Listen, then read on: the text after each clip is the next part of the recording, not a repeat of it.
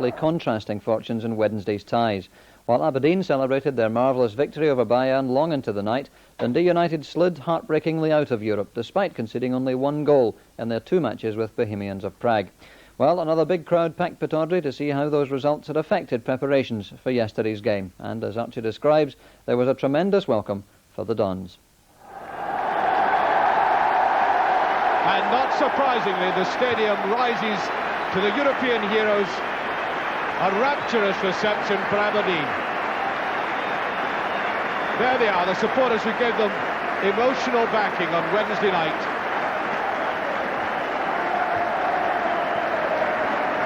And I'm sure there's a lot more to come for them.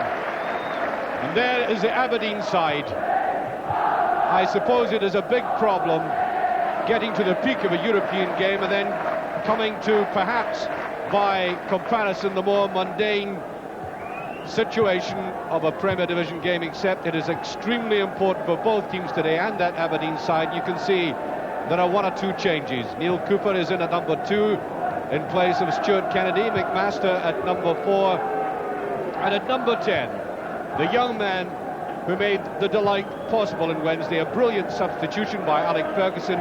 On he came, and John Hewitt writ his name large in the history book by getting the winner. And you know, at the end of the game on Wednesday night at Tannadice, I felt sick at heart for this team here, who fought so hard to the very end to try and get into their semi-final. You know, they didn't play as well as they ought to have in that game, but they tried desperately hard, and it was a night of disappointment. But nobody fought harder than their captain, Paul Hegarty. He had 1 or 2 incredible misses that I suppose 9 times out of 10 he would have put away himself, but his sheer drive and inspiration almost got United there. And there's the referee today, Eddie Pringle from Edinburgh, refereeing his last ever game at Pittodrie. He retires at the end of the season. Off we go to loud roars again on a beautiful day for football.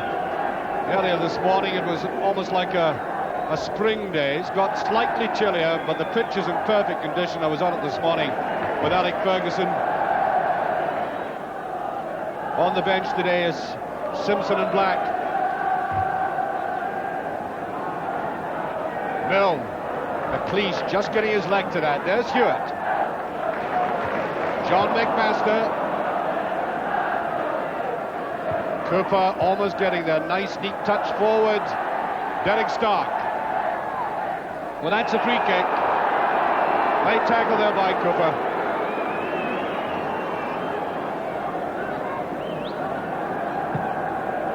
Well, that's a good header. Just past there. Ralph Bell. Excellent ball, and I think it was a timing, not just a leap in the air, subtle glance of the head and just to the side. United will be trying everything they know in this game. A defeat today, and virtually it's the end of their season. Here he is there, to dodge. Good tackling by McLeish. Strachan lays it to the side. Hewitt. Malthus giving his eye on the ball, watch that. Oh, it's a good ball inside, Rigby is there. The big defender once again. How important this player can be. He's going way back to his position, but it's the way he crept forward there, supplementing the attack, driving it in. I think Hamish McAlpin slightly surprised by it. McMaster drifting towards Goff, who just gets there. Hewitt, here's Weir, here's Dougie Bell, and promptly back. Good supporting by David Dodson, come all the way down and is not too happy with somebody or other. McGee, can he get his shot in? He does! And Hewitt, still not cleared. Wild, what a melee, and they can't put it away. Quite astonishing. Well, it was like rush hour traffic along Union Street there, although I don't think there are as many collisions in Union Street as were happening, and the ball simply couldn't come cleanly to anybody. Falling like ninepins, and it was pushed away.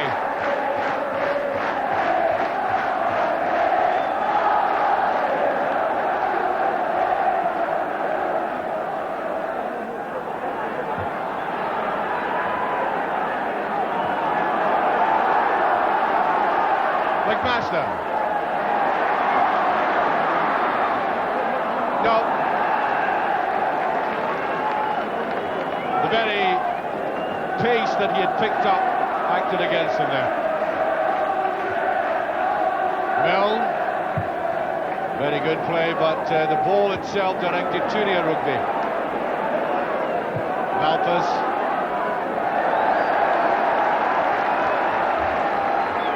Well, Aberdeen are getting the dander up now. 20 minutes gone. There's a great ball in Hegarty. Look at how he did that. Corner kick. Good play by Hegarty, coming at him very awkwardly. He had to stoop low, try and stun the ball with the abdomen. Corner kick. There's a great save.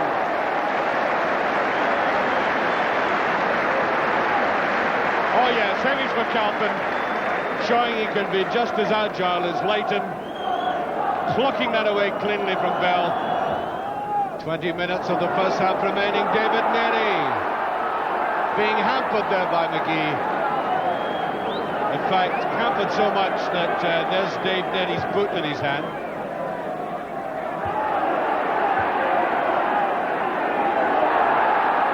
Miller. Goff. Foraging forward. That's a nice ball. Milne, great goal. It's a goal. The ball has gone in. It went over the line. 1-0 for Dundee United. A really crisp, positive move there. I think certainly the man at the root of it, Richard Goff, the South African, driving forward there. A great shot there by Milne. And I thought it was a goal. It went from the underside of the bar. I think there was backspin in it.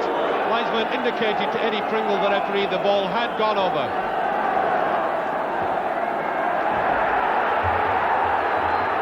Oh, there's a late tackle by Dodge as Rugby pushed that away.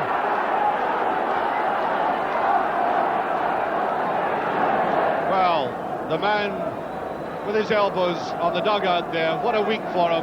First Bayern, and then this morning leading the reserves to a resounding 2-0 triumph over Aberdeen University. Alec Ferguson says that Archie Knox, his assistant manager there, is very chuffed about that.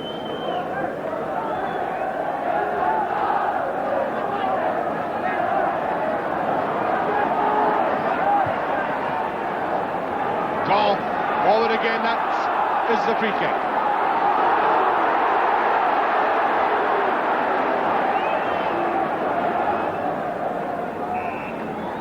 Derry, good ball forward. There's Phillip.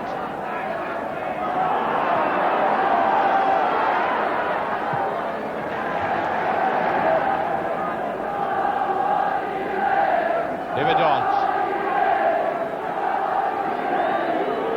Stark. It's going a begging. That's the second one. Milne. 2-0. What a day he's having. Suddenly he found himself with a ball loose, and after half an hour he rattled that in. 2-0, and Aberdeen are really up against it. And an astonishing performance by Dundee United, who must have felt very badly deflated and depressed after that result on Wednesday night. It says a lot for the character that they've come back and played the crisp football in the counter-attack that they've been having. That is a free kick. Well, Aberdeen have a game in their hands now, to use that well-worn expression. Straight off McGee.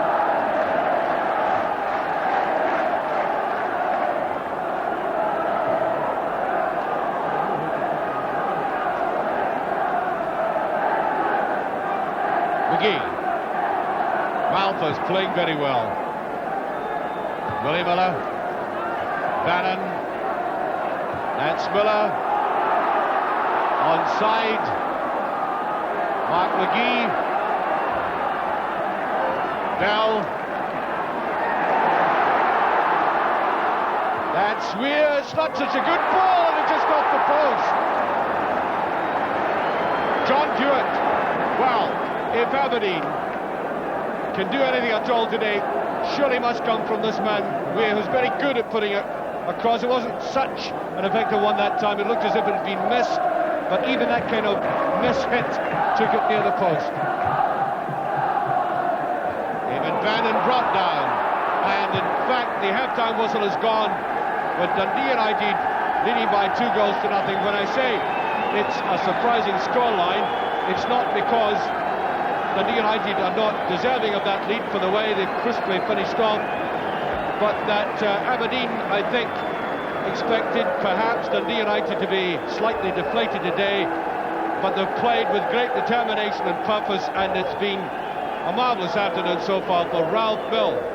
It's been clean, clinical, and the first one, I think Aberdeen players thought it hadn't gone in, but from our view here, it did cross the line. And then the second one, in off the post, stunning a huge capacity crowd at Pittodrie. Well now, I think we're going to be in for a marvellous second half. Aberdeen, I think, must press, or try to press home every advantage. It's got to be attack all the time if they want to get back against what has been a very accomplished Dundee United side. Well, there's Jim McLean right in the middle of the picture, keeping his delight to himself. United have shaped their game today on the strong foundation of defence. Some superb breakaways, clean finishing. That's a very good combination.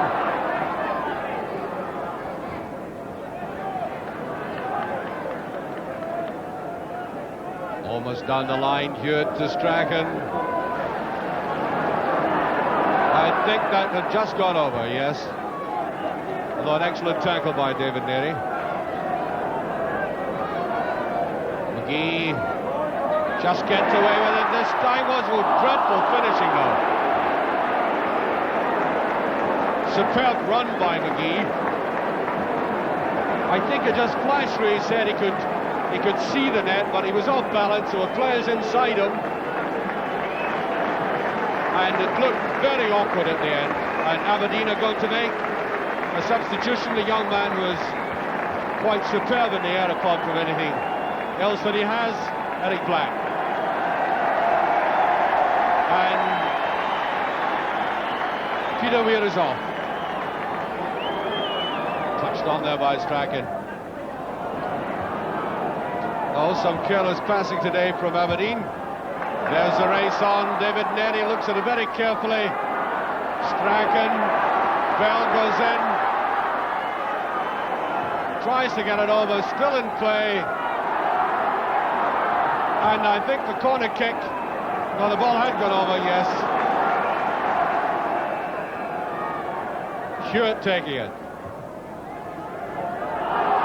Place tries to go up, looked as if they might have been pushing, but Billy Kirkwood breaking, and he's all on his own. He really will have to wait until he gets support. Milne racing up away in the left. See how he held that. Milne's on the other side of the park. That is Stark, and that was to the near post. Swift break there by United. Black to McGee.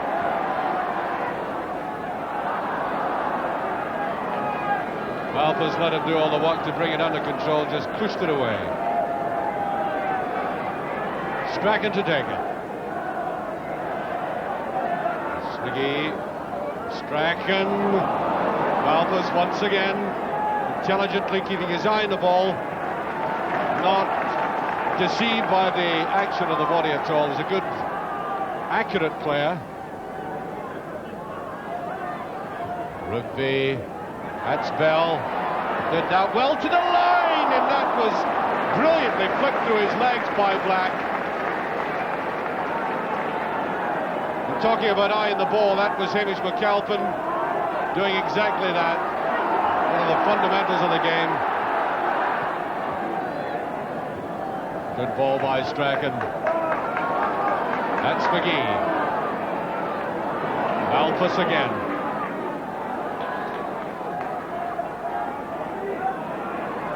Strachan takes on Malpas this time.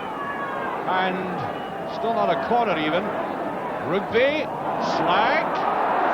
Hewitt with it. And that is the corner kick. Well, that was a mistake. A careless moment in United's defence. Just the possibility of a break for Hewitt, but only the corner. Floats in well, and it's off the line by Hegarty. He's done that before in a bit of elbowing. The whistle has gone. Pressure is relieved. Free kick to United.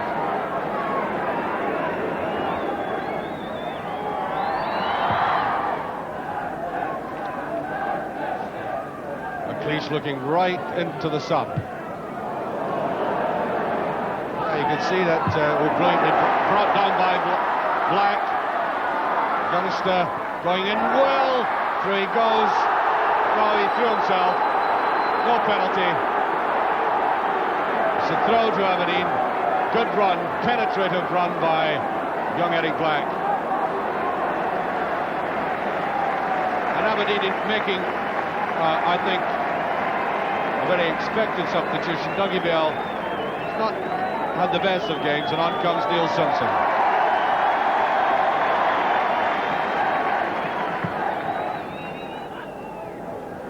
McLeish. Antoneri. And Rugby's there.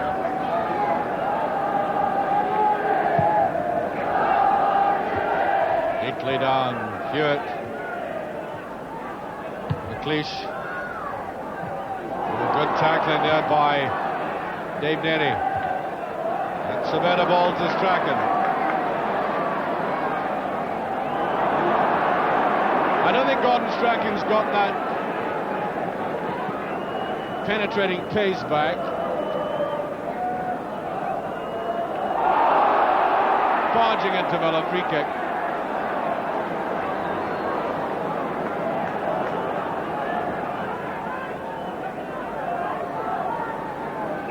Strachan will take it. And I think a penalty has been given. Has it? Penalty kick, yes, for that charge in Miller.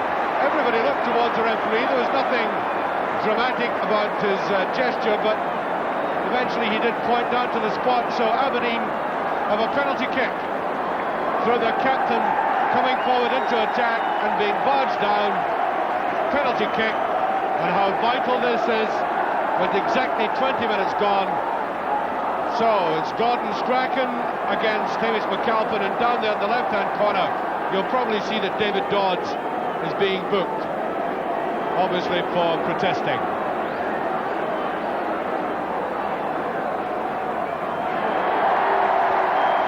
And I think Dodds was involved in that incident. So Gordon Strachan to take this. Now, I don't think Gordon's really back to full match fitness yet. I think we're still to see the best of him this season. He had that long lie-off. But every game he gets stronger, and now faced with a vital penalty. He's done it. 2-1.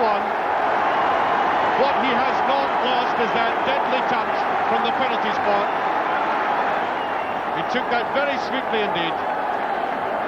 Against the very experienced goalkeeper too.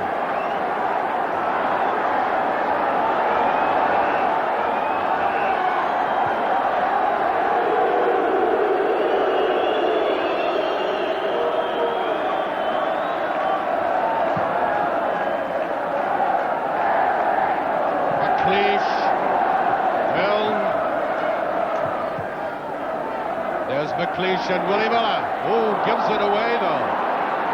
Kirkwood. Now Goff. Ian Phillip.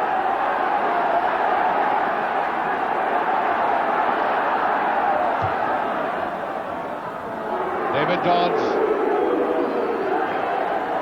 was superb play by McMaster. Taking everybody on. And Simpson trying to drive forward, and I think that was a throw, in fact. Neil Simpson. What about Aberdeen having a player like Simpson on the bench, bringing him on at this stage of the game? That's how strong their resources of reserves are. We're midway through the second half, only one goal in it now.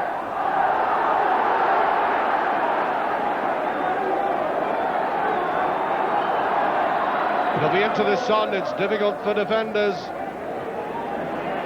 Milne, I think there may be offside. David Dodd's offside.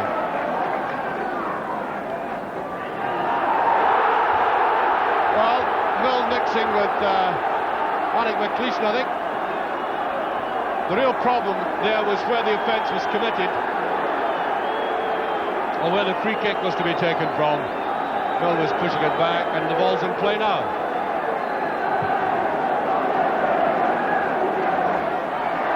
Simpson driving in, there's a bit of bounce in that. And Hamish McAlpin realised that, took a pace backwards onto his line. Dodds.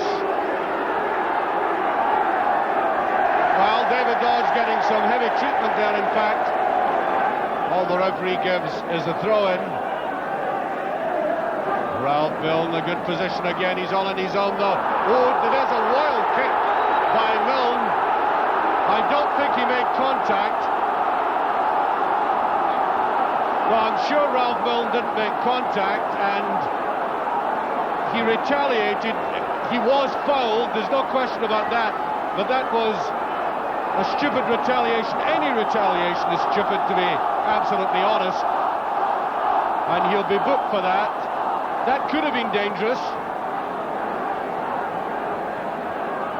Referee, which card is he going for? He's off. He certainly swung very dangerously. And off he goes.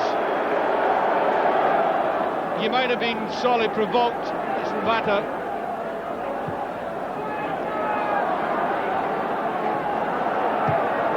It's a race.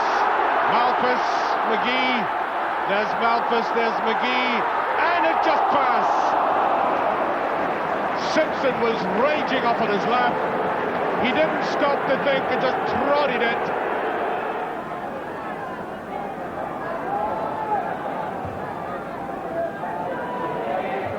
Oh, that's very slight. David Dodds!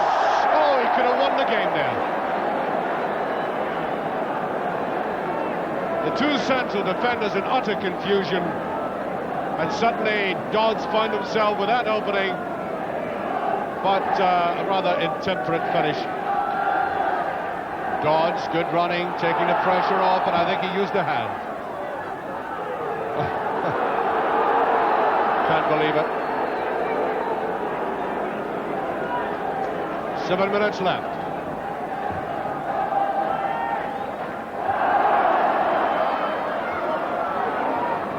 Now that was great defensive play by Nery. Central to it. Swiveled there with great certainty.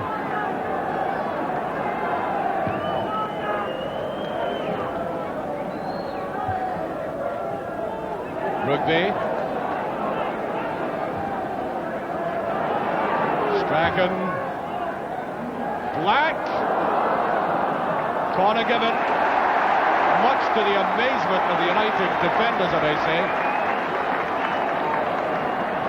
Corner kick. United have 6 more minutes to hang out, down to 10 men. The curling ball, it's a good one in rugby. Just passed. Big man was really close to that one. Driving forward, that must be awesome for a goalkeeper to face up to rugby coming in at that pace. But United refused to flinch and in fact produced one of the most organised performances of the season. Now they're blessed with two great defenders in Hegarty and Nery, and the last 10 minutes or so reminded me of how they drew the ranks together in Bremen. But the point was driven home in no uncertain manner that United not only saved themselves from a disastrous ending to the season, but reminded one and all that the championship title is by no means within the grasp of only two teams. Now, it practically goes without saying that Aberdeen are a very fine side, but they can't expect to win every game. And in the very defeat, they've been reminded that life over the next month or so is going to hold out great promise for them, but that nothing, absolutely nothing, can be taken for granted. So yesterday afternoon might very well be as effective in demonstrating that to them than even the formidable verbal power of their manager, Alec Ferguson, who I know is going to work especially hard in the next month to keep his players' targets sharp and clear.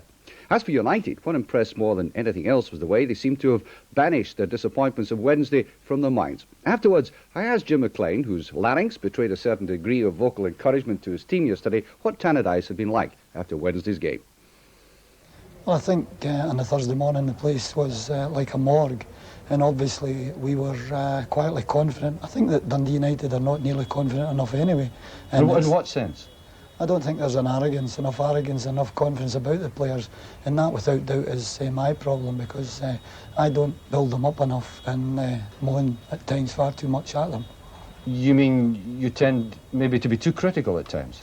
Yes, everybody says I'm a perfectionist. I don't think I'm just as bad as that, but obviously my thoughts are on the game that every weakness I see, if I point out to a player, and if we get 3 or 4 of them sorted out, then they're the better players. It seemed to me on Wednesday, we're just harking back, because I think it is important that at times you lacked a great inspiring figure up front, because I didn't think Paul obviously was at his best, if you like, and that you had to have Paul Hegarty come forward to do that for you.